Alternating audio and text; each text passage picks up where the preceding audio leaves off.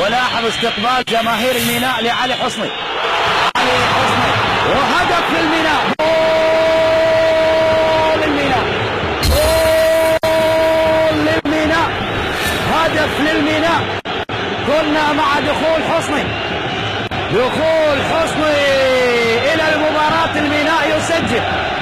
الميناء يسجل. الصورة ابد ما كانت على المحاولة لفريق الميناء، وكانت على دخول علي حصني. هذه الإعادة من الركنية.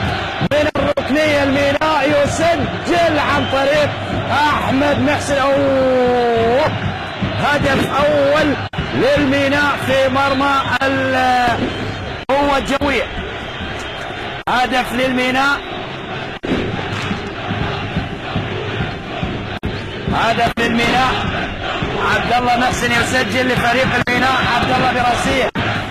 عبد الله محسن يشعل مدرجات ملعب الزبير بهدف للميناء. علي حصني دخوله خير على لاعبي الميناء. سجلوا الان. كرة أمامية خاطئة من كرار. عماد جول. هدف التعادل في وقت قاتل. كرار حارس المرمى يخطئ. هذا خطأ مميت، خطأ قاتل من حارس المرمى كرار ابراهيم.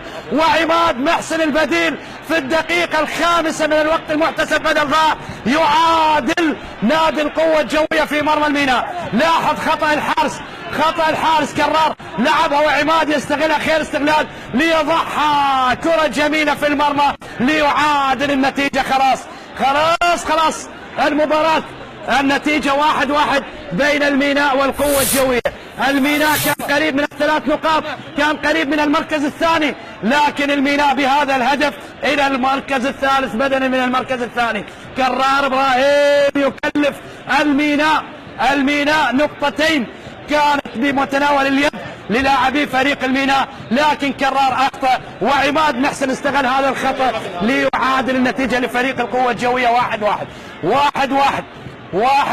خلاص حكم